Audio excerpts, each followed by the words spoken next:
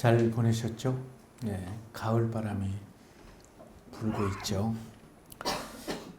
창세기의 기록은 아브라함의 손자 야곱과 함께한 그 일행들 70여 명이 애굽의 총리가 된 요셉을 향하여 애굽으로 들어가게 되지요. 애굽으로 들어갔다는 걸로 끝맺음을 맺게 됩니다. 출애굽기는 그로부터 약 한 350여 년 뒤에 애굽에서 발생한 역사적인 상황을 기록하고 있습니다. 야곱과 함께 그 가족들이 애굽에 들어갔을 때 그때 인원은 70여 명이었는데 세월이 흐르면서 그들의 수가 급격하게 많아지게 되자 애굽 왕 바로는 히브리인을 하루아침에 노예로 전락을 시키게 됩니다. 그렇게 시켰을 뿐만 아니라 히브리 산파에게 이렇게 명령을 합니다. 히브리 여인들이 아이를 낳으면 사내 아이면 죽이고 딸 아이면 살려둬라.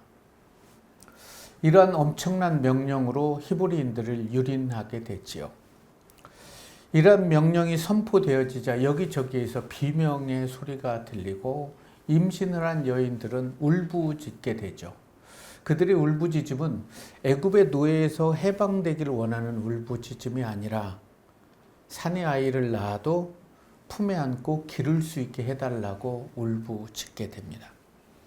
그럼에도 하나님께서는 창세기 이후에 출애굽까지 350여 년을 침묵하게 됩니다. 그들이 그렇게 수십 년 동안 그렇게 울부짖었음에도 왜 하나님께서는 침묵하셨을까요? 그들을 인도할 준비된 한 사람이 없었기 때문은 아닐까.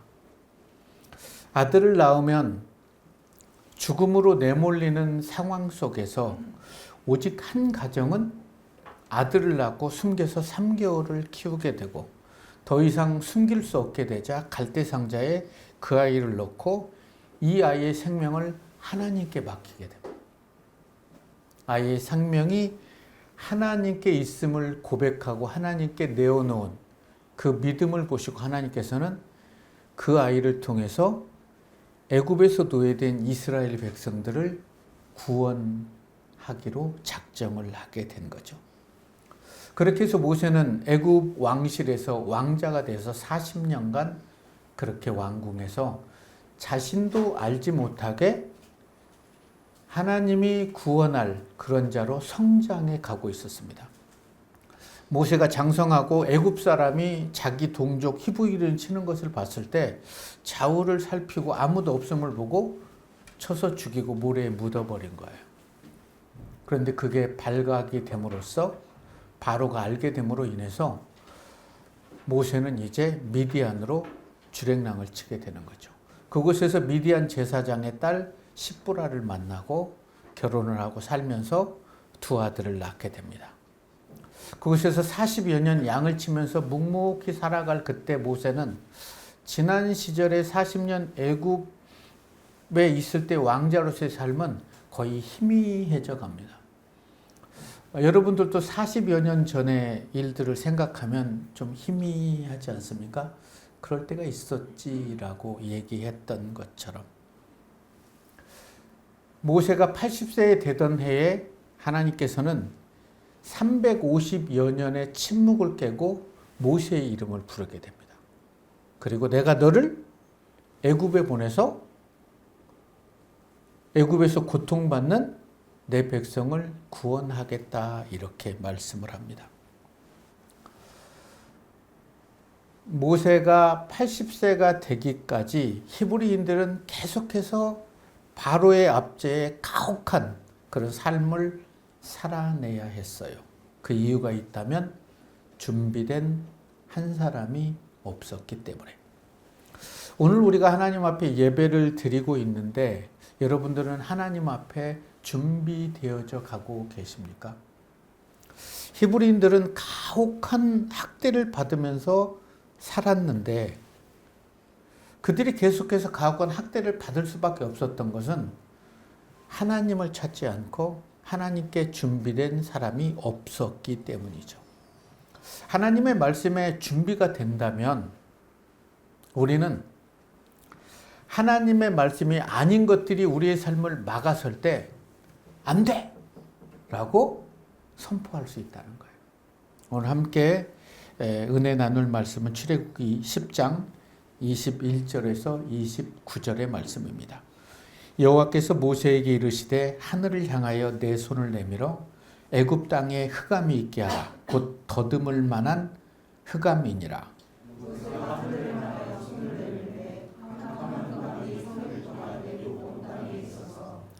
그동안은 사람들이 서로 볼 수 없으며 자기 처소에서 일어나는 자가 없으되 온 이스라엘 자손들이 거주하는 곳에는 빛이 있었더라.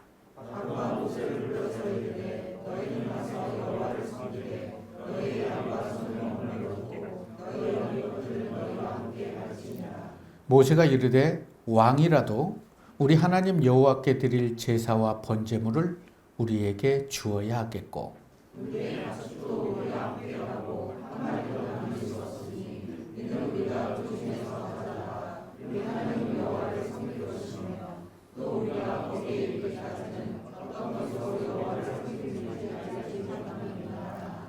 여호와께서 바로의 마음을 완악하게 하셨으므로 그들이 보내기를 기뻐하지 아니하고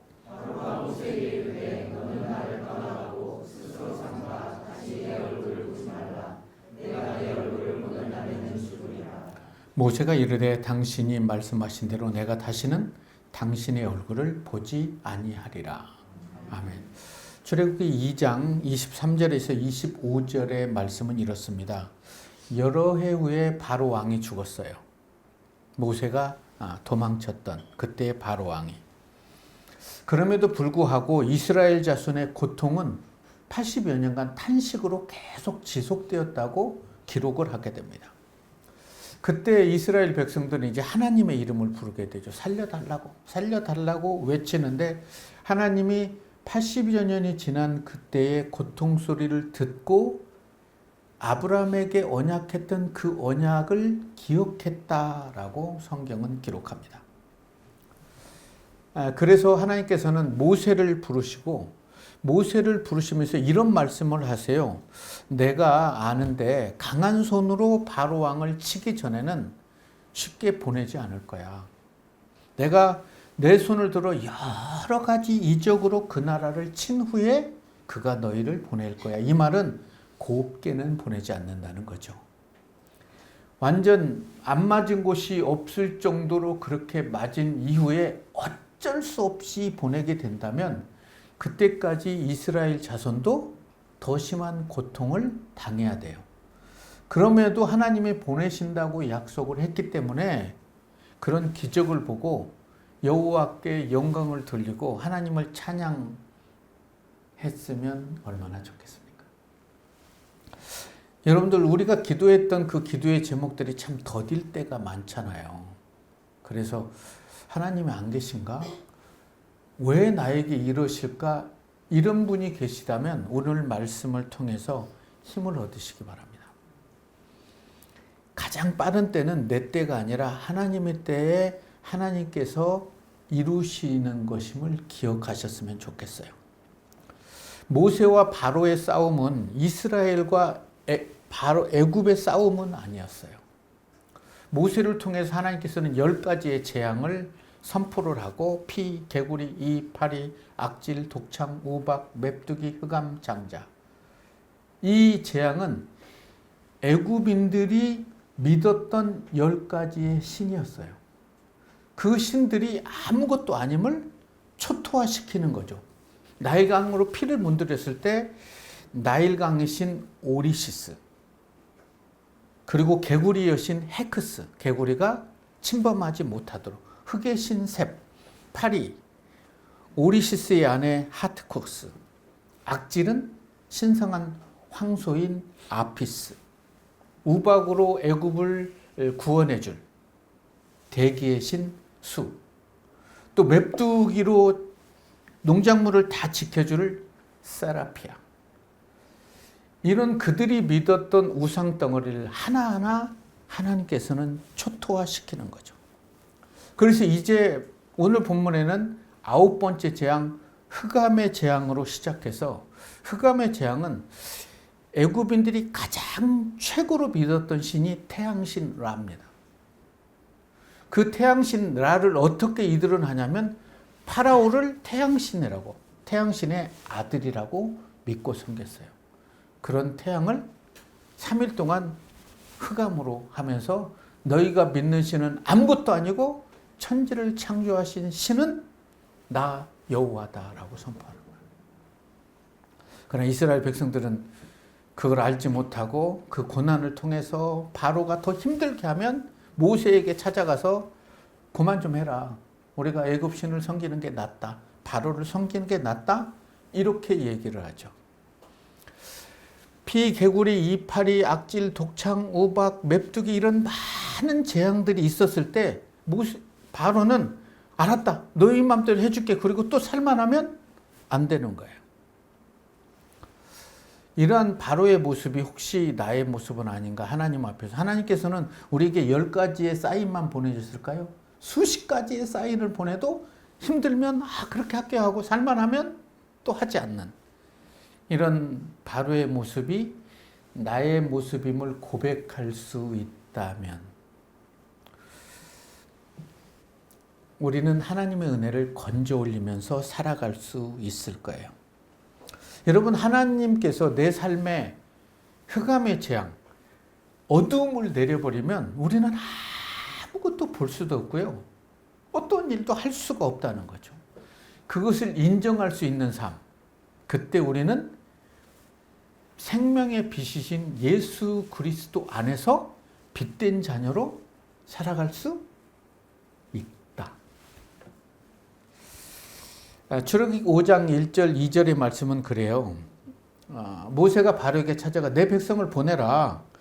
그들이 광야에서 내 절기를 지킬 것이다. 바로가 이르되 여호와가 누구이기에 내가 그 목소리를 듣겠느냐? 나는 여호와를 알지 못한다. 그러니까 니들 안 보낼 거야. 여러분, 바로는 여호와를 모르니까 그래도 돼요. 근데 이스라엘 백성들은 그렇게 하나님께 기도했잖아요. 살려달라고 막 기도했는데도 바로와 똑같이 모세에게 찾아와서 막 화를 내는 거죠. 5장 21절의 말씀을 보면 이스라엘 백성들은 여호와를 알면서도 너희가 우리와 바로의 눈과 그의 신하의 눈에 미운 것이 되게 해서 그의 손에 칼을 줘서 우리를 힘들게 한다. 이제 그만해라. 이렇게 얘기를 하는 거죠. 이스라엘 백성들은 자신을 구원하기 위해서 하나님의 말씀을 붙잡고 많은 기적과 이적을 지금 행하고 있는 모세의 말을 듣지 않아요. 그냥 그대로 내버두라는 거예요. 이 이스라엘 백성들의 모습이 혹시 나의 모습은 아닌가? 강단에서 선포되어진 말씀이나 성경에 기록된 말씀을 보면 우리의 삶을 뒤집어야 될 게 좀 많이 있잖아요. 그런데도 우리는 우리 나름대로의 생각의 틀에 갇혀서 이 이상은 너 타치하라는 거야, 하나님께.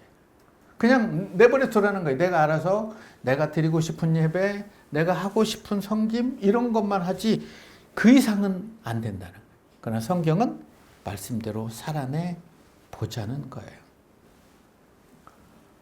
그럼에도 불구하고 모세는 하나님의 명령에 따라서 바로에게 찾아가는 것은 처음 그를 불렀을 때 하나님께서 이렇게 얘기하죠. 내가 강한 손으로 치기 전에는 바로가 도와주지 않을 거야. 내가 그 마음을 강팍하게 만들 거야. 그래야 애굽에 있는 모든 것들을 다 뒤집어 버리고 이스라엘 백성들도 뒤집힐 수 있기 때문에.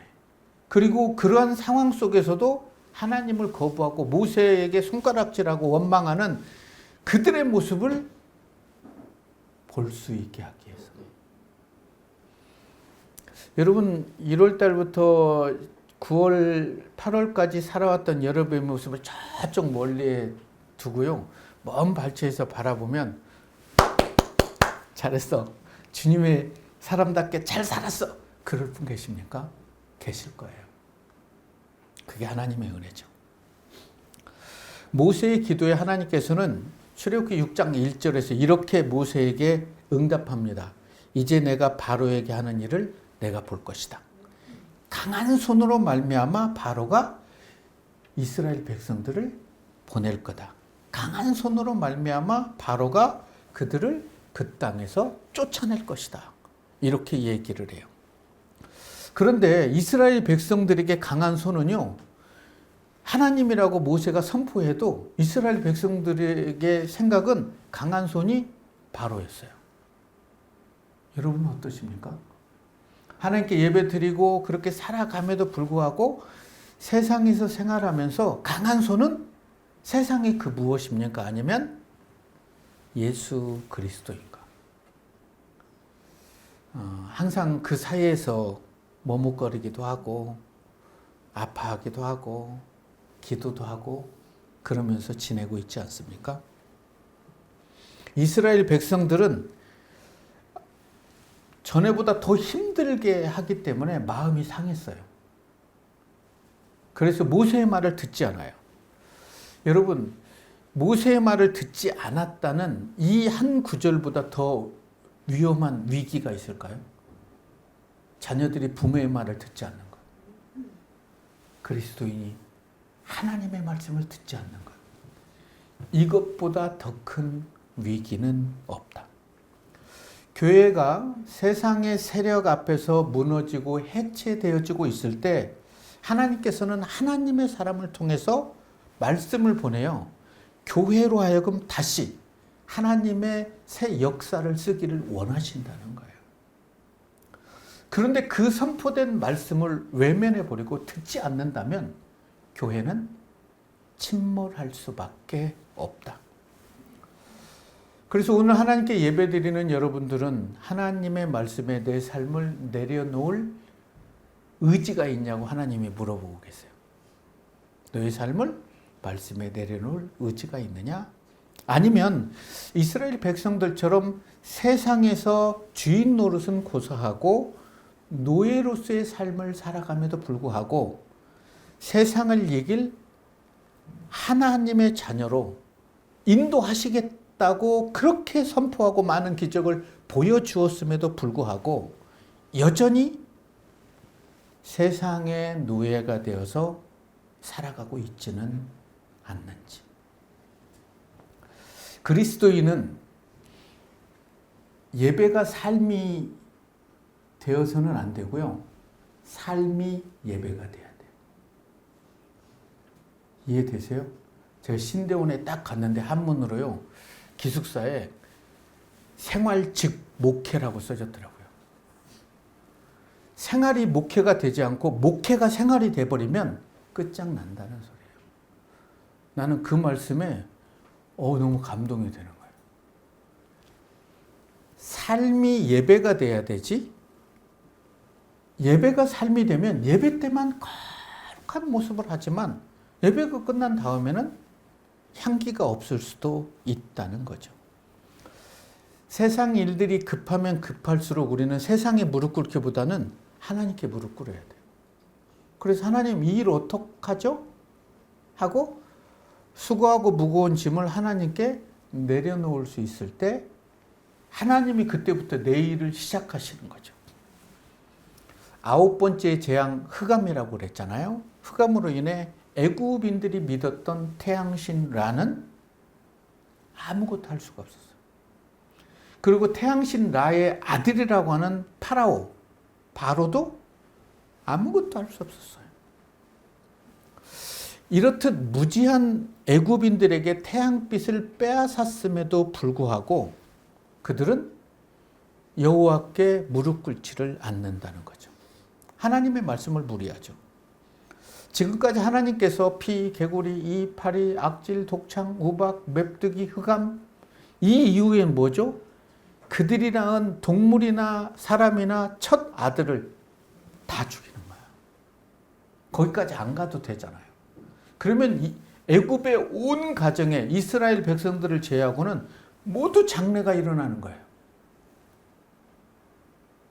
그 시신을 어떻게 할 수도 없는 그런 상황에 코앞에 있음에도 그들은 하나님의 이름을 부르잖아요. 그렇게 강팍한 이들의 삶이 나의 삶이라면 어떡할 것인가?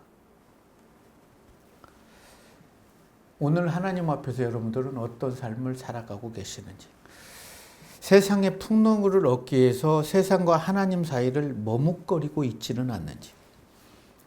이런 강력한 하나님의 재앙 때문에 바로는 모세에게 4가지 타협안을 제시를 합니다. 첫 번째 타협안이에요. 이 땅에서 너희 하나님께 제사를 드려라. 그냥 여기 제사 드리는 거 허락할게. 두 번째는 뭐죠? 너무 그래 가는데 너무 멀리 가지 마라. 세 번째 제시는 장정만 가라. 네 번째는 양과 소는 내버려 두고 내 자녀들을 데리고 가라. 이런 타협안이었어요. 이 땅에서 예배를 잘 드리고 있습니까? 아니면 혹시 하나님과 멀어져 가고 있지는 않는지. 이런 바로의 타협안에 안 돼! 라고 선언할 수 있는 믿음을 소유하고 살아가고 있는지. 모세는 4가지 타협안에 안 돼! 라고 해요. 그러니까 천하의 바로가 물러서요. 첫 번째, 이 땅에서 너희 하나님께 제사를 드려라. 안 돼! 이 땅에서 너희 말을 듣고 세상과 연합해서 노예가 돼서 눈치 보며 우리는 하나님께 예배 드릴 수 없어! 이렇게 얘기를 하는 거예요. 그러니까 바로가 한 발 물러서요. 그러면 너무 멀리 가지 마라. 안 돼! 하나님이 원하시는 그 장소에서 우리는 예배를 드려야 돼. 그러니까 다시 한 발 물러요. 장정만 가라. 너 같으면 장정만 가겠니? 아내 내버려 두고 아이들 내버려 두고 어떻게 나 혼자가 안 돼. 어떡하죠? 양과 소는 머물러 두고 니들만 나가라. 안 돼. 수백 년을 노예 생활했던 그 모든 값을 우리는 다 받고 갈 거야. 이걸 타협안을 거절하니까 바로도 그렇게는 못하지. 그럴 때 마지막 재앙이 그들에게 불어오게 되는 거죠. 죽음의 재앙이. 그때 이스라엘 백성들은 자기가 가지고 싶은 모든 것을 가지고 애굽을 떠나게 되는 거죠. 하나님의 말씀에 아멘 하고 세상의 말씀에 안 돼라고 하면 안 될 것 같아요. 그래서 머뭇거리는데 여러분 지금까지 살아온 삶을 되돌아보세요. 하나님께 순종하며 살았을 때가 가장 행복했고 한국 교회도 가장 부흥했어요. 모세는 바로의 4가지 타협안을 안 되라고 거접한 이유는 하나님과 세상을 같이 움켜쥐고 하나님을 기쁘게 할 수 없기 때문에 그런 거예요. 우리는 세상과 평화롭게 지내면서 승리를 얻었다고 생각할지 모르지만 하나님은 이 땅에서 하나님의 말씀에 전폭적인 순종을 원해요. 모세처럼. 그러면 그 모세의 손에 들린 지팡이 하나로, 아무것도 아닌 지팡이 하나로 10가지 재앙을 나타내고요. 홍해를 가르고요. 수많은 일들을 하나님께서는 여러분들과 함께 하시고 싶다는 거예요. 내가 너를 이렇게 쓰고 싶어 라고 말씀하고 있는 거죠. 안 된다는 바로의 얘기에 모세는 이렇게 하죠. 왕이라도 우리 하나님께 드리는 번제물을 줘야 된다는 거예요. 바로도 기가 막히겠죠. 얼마나 멋진 고백입니까? 우리의 양이나 모든 걸 가지고 나가야겠다. 이것은요, 바로 앞에서, 바로의 신하들 앞에서, 이스라엘 백성들이 듣는 앞에서 이 외침은 너무나 아름다운 외침이었어요. 이 외침에 감히 누구도 뭐라고 할 수 없었다는 거죠.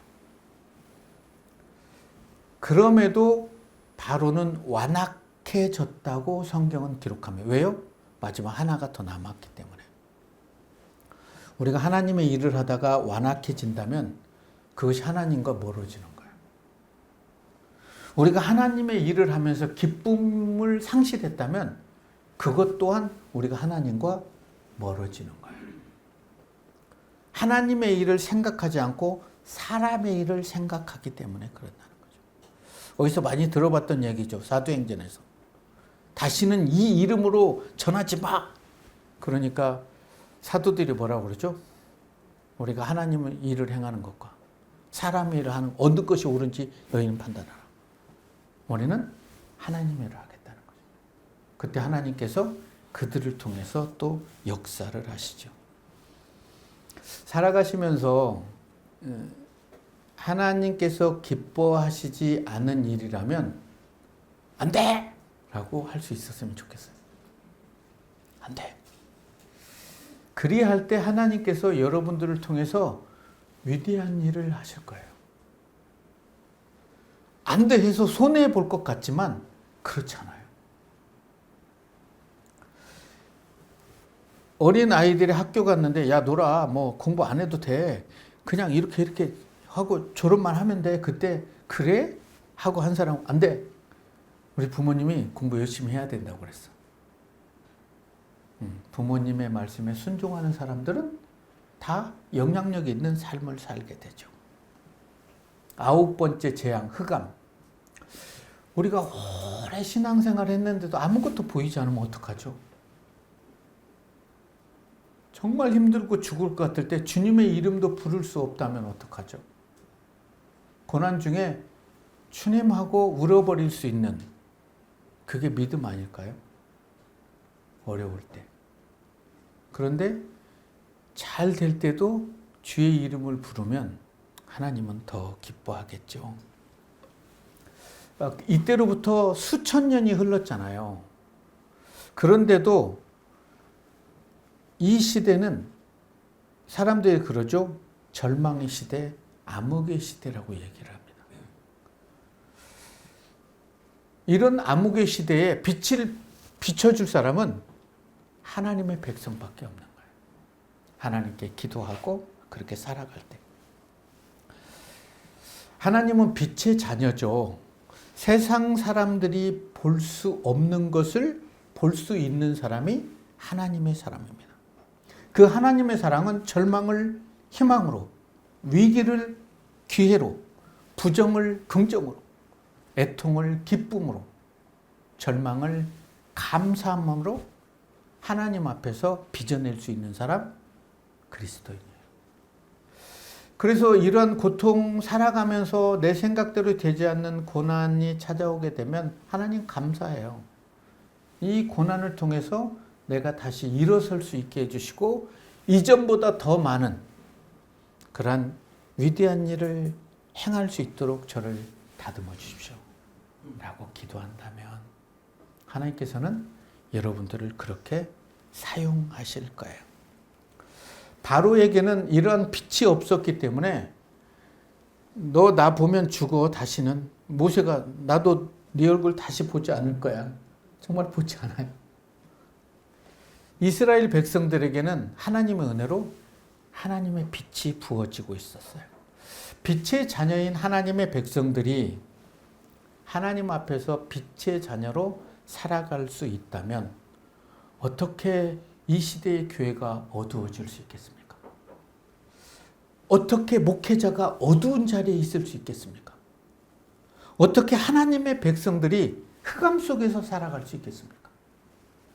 빛을 되찾을 수 있는 길은 예수 그리스도의 생명의 말씀을 붙잡는 거예요. 내가 길이요 진리요 생명이기 때문에 빛을 되찾는 길은 말씀 안에서 하나님께 대한 감사를 회복하는 것입니다. 그래서 여러분 모두가 빛의 자녀가 되셔서 여러분 삶 앞에 어둠이 몰려올 때 그때 하나님의 이름을 부르고 세상이 여러분들을 타협하고자 할 때 안 돼! 나는 하나님의 자녀니까 라고 선포하셔서 어두운 이 세상에 빛을 비춤으로 인해서 여러분의 삶에, 여러분의 가정에 기쁨과 감사가 끊이지 않기를 우리를 죄에서 구원하신 예수님 이름으로 축원합니다.